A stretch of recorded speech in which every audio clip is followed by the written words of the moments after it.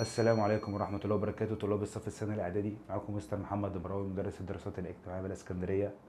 نزلنا درسين جغرافيا على قناة على اليوتيوب، أو نزلنا درس والدرس التاني هينزل إن شاء الله بعد الحصة ديت. هنشتغلوا النهاردة إن شاء الله درس جميل جدا، أول درس في التاريخ، وهو عصر الدولة الأموية. يلا بينا.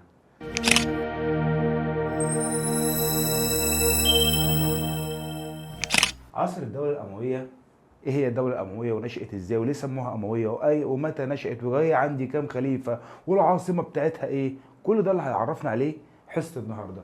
الدولة الأموية هعرف ليه سموها أموية. بدأت من سنة 41 لسنة 132 بعد معركة اسمها الذئب الكبير، وهنتكلم عنها. الدولة الأموية سنة 41 أنا عندي كان آخر خليفة كان الخليفة علي بن أبي طالب، اللي اتقتل علي بن أبي طالب من ناس اسمهم الخوارج. فاكرين علي بن أبي طالب؟ طيب، عندما قتل علي بن أبي طالب من على يد الخوارج، بدأت هنا الدولة من غير خليفة، كان آخر الخلفاء المسلمين. مين اللي هيجي بعده؟ مين اللي هيجي بعده؟ فظهر عندي ولدين، ولد اسمه الحسن والحسين، ودولت من أولاد علي بن أبي طالب. هم اللي كانوا هيمسكوا الخلافة، ولكن في قصة حصلت، بس يلا بينا ناخدوها واحدة واحدة.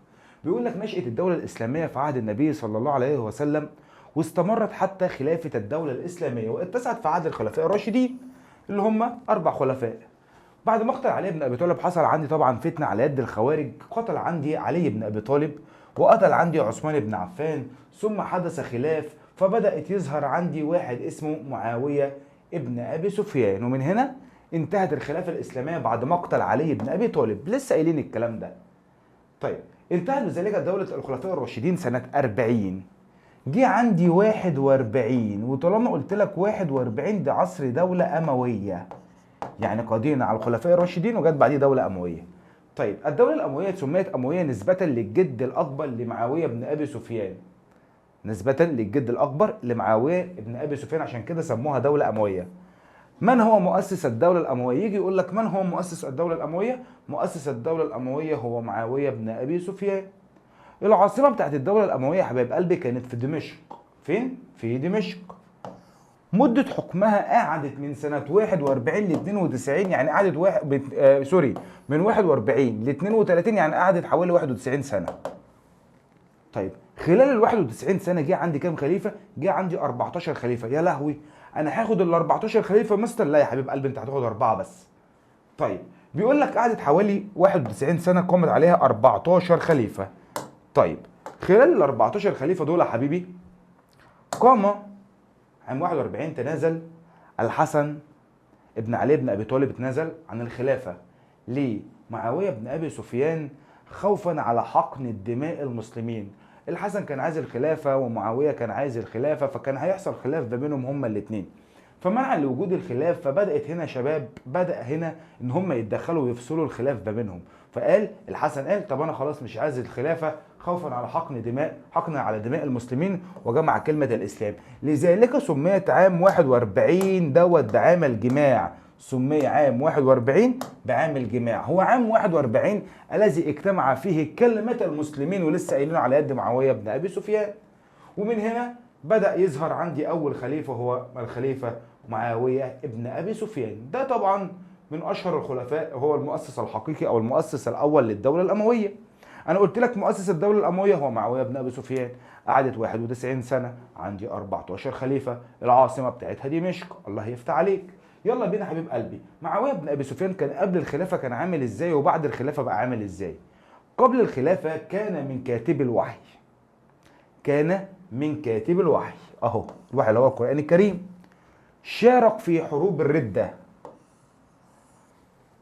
شارك في فتح الشام، فتح بلاد الشام، ولما فتح الشام أصبح والي عليها سنة 18.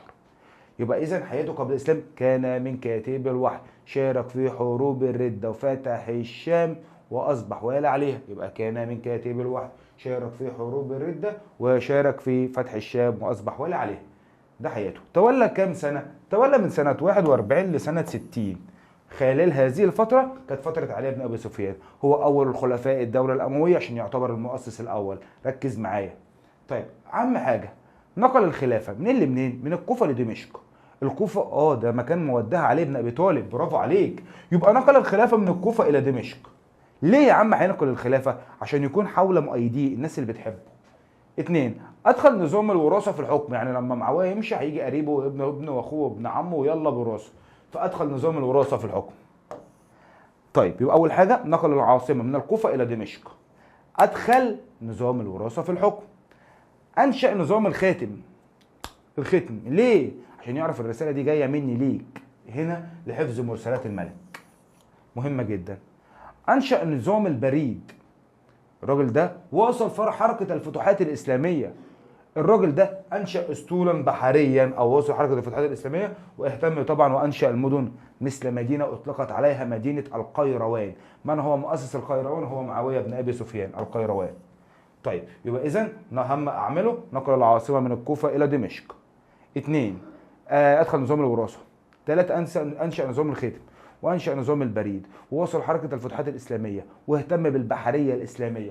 الراجل ده اهتم بالعمران فأنشأ مدينة القيروان لغاية ما مات سنة 60 هجريا. وده كده أول خليفة هو معاوية بن أبي سفيان، اتكلمنا عنه بالتفصيل. تاني خليفة هو عبد الملك ابن مروان. الخليفة الثاني هو عبد الملك ابن مروان، تولى الخلافة من سنة 65 لسنة 86. من سنة 65 ل 86. طيب يعتبر خامس الخلفاء. مستر ما انت قلت التاني.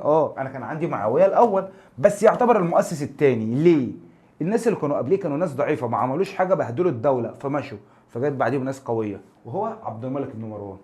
الراجل ده اول ما جه قضى على الفتن والثورات، لذلك رأى المؤرخين انه يعتبر المؤسس الثاني. الراجل ده اول ما جه لقى فتن ولقى ثورات ودوت اول ما لقى فتن وثورات بدا يرجع هيبه الدوله الاسلاميه تانية، فلذلك قام بقضاء على الفتن واعاده الاستقرار الداخلي واللي هيترتب على ذلك. لذلك اعتبر المؤرخين قلت لك هو المؤسس الثاني. ليه؟ لانه قضى على الفتن وعمل استقرار. سهله، عشان كده يعتبر المؤسس الثاني. طيب عمل ايه؟ الراجل ده اول ما جه امر بتنقيط المصحف، نقط المصحف. يعني ايه؟ يعني كده باسم مثلا مفيش نقطة، بسم الله. ليه عملها كده؟ ليسهل قراءة القرآن الكريم. وصلت؟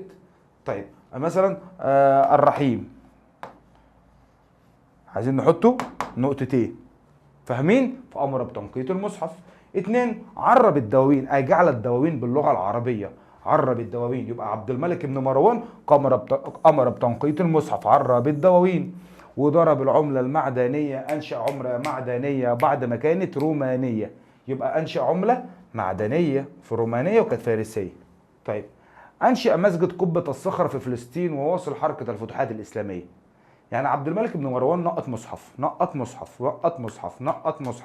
ضرب العملة المعدنية، نقط مصحف، ضرب العملة المعدنية، عرب الدواوين. أنشأ مسجد قبة الصخرة. آخر حاجة عملها وصل حركة الفتوحات الإسلامية لغاية ما مات سنة 86. ومن هنا انتهى عبد الملك بن مروان. هيجي بعديه ابنه. من هو ابنه؟ الوليد بن عبد الملك. يبقى إذن الخليفة الثالث هو الوليد بن عبد الملك. الوليد بن عبد الملك بيسمى عصره بالعصر الذهبي. يسمى عصر الوليد بن عبد الملك بالعصر الذهبي. ليه؟ تولى الخلافة بين سنة 86 لسنة 96، عاد ما يعادل 10 سنين يعني. ليه؟ يعتبر سادس الخلفاء، ولكن ترتيبه كما مثلا انت قلت لي ده الثالث. يعني اول واحد كان معاويه، ثاني واحد الوليد بن عبد الملك بن مروان، ثالث واحد الوليد بن عبد الملك. تمام؟ بعد كده سمي عصره طبعا بالعصر الذهبي. ليه؟ الراجل ده سمي عصره بالعصر الذهبي عشان بدأ يقدم الخدمات الاجتماعية. يعني ايه بدأ يقدم الخدمات الاجتماعية حبيبي؟ بدأ يقدم الخدمات الاجتماعية للفقراء والمساكين والمحتاجين والمكفوفين، للناس اللي تعبانة بدأ يقدم لهم الخدمات. ومن هنا بدأ يقدم الخدمات الاجتماعية مثل رعاية الأمراض والمعاقين والفقراء. واهتم بالفتوحات الإسلامية. بدأ يهتم الوليد بن عبد الملك بالفتوحات الإسلامية من الأندلس غربا حتى السند شرقا. فين أهي. يلا يعني بدأ يهتم بالعمران. قبل ما يهتم بالعمران اهتم بالحروب. كان بيحارب فين يا روح قلبي؟ اهتم بالفتوحات الإسلامية من الأندلس للسند، من الأندلس غربا حتى السند شرقا. ده مين ده؟ ده الوليد بن عبد الملك تاني، تولى الخلافة من سنة 86 ل 96. يعتبر سادس الخلفاء الراشدين. اهتم بتقديم الخدمة على الفقراء والمساكين والمحتاجين. اهتم بالفتوحات الإسلامية ووصل جيوش إلى بلاد السند، من السند غربا حتى الأندلس شرقا. الراجل ده بنى المسجد الأموي في دمشق. بنى المسجد الأموي فين؟ في دمشق. بنى مسجد أموي. أعاد بناء المسجد النبوي، ووسع حرم مكي. يعني الراجل ده عمل 3 حاجات في الإسلام: أنشأ مسجد أموي، وسع وسع الحرم المكي، أعاد بناء المسجد النبوي. يعني أعاد بناء المسجد النبوي بالمدينة. راجل محترم. بنى المسجد الأموي في دمشق، وسع الحرم المكي، ومن هنا مهد الطرق وحفر الآبار. ده سهل جدا وممتاز جدا وحلو قوي، عشان كده سموه عصر ذهبي. طيب توفى سنة 96 وجي بعديه واحد اسمه عمر بن عبد العزيز، وده رابع خليفة هناخدوه النهارده. رابع خليفة هو يعتبر رابع خليفة، مسمينه الخليفة الزاهد، خامس الخلفاء الراشدين. مستر انت قلت لي الخلفاء الراشدين هم 4، ازاي خامس؟ هقول لك في اخر حاجة في الدرس. طيب عمر بن عبد العزيز تولى الخلافة من سنة 99 ل 101. طيب من سنة 99 ل 101. طب ازاي الاخير وانت قلت لي هتنتهي عند 132؟ كل اللي جه ناس ضعيفة وهنتكلم عنهم دلوقتي. طيب ثامن خلفاء الدولة الأموية، يبقى آخر واحد هو عمر بن عبد العزيز. الراجل ده سموه الخليفة الزاهد. الراجل ده عين ولاة مخلصين كانوا بيهتموا، ولاة يعني حد بيساعده بالإخلاص والصدق والقوة والحسنة والصبر. الراجل ده كان معين ولاة مخلصين. الراجل ده أنشأ المساجد ومهد الطرق وبدأ يحفر الآبار وبدأ يهتم بصيانة المال. بمعنى إيه يا مستر بصيانة المال؟ أنشأ المساجد ومهد الطرق وحفر الآبار واستصلاح الأراضي ونشر الإسلام، بس مش نشر الإسلام بالعافية، ده عمل زي النبي صلى الله عليه وسلم، نشر الإسلام بالكلمة والموعظة الحسنة. تمام؟ يعني اللي عايز يخش الإسلام يتفضل يخش. نشر الإسلام في البلاد المفتوحة بالقدوة والموعظة الحسنة، مما أدى إلى دخول عدد كبير جدا في الإسلام. مستر بس ده حافظ على المال. حافظ على المال إزاي؟ أعاد ما وهبه الله من بيت المال هو وزوجته. يعني إيه؟ يعني حط فلوسه هو وزوجته في بيت المال، وطلب من بني أمية، خلي بالك بني أمية، بإرجاع ما أخذوه، الفلوس اللي أخذوها من بيت المال يرجعوها. يعني الراجل ده اهتم بصيانة بيت المال.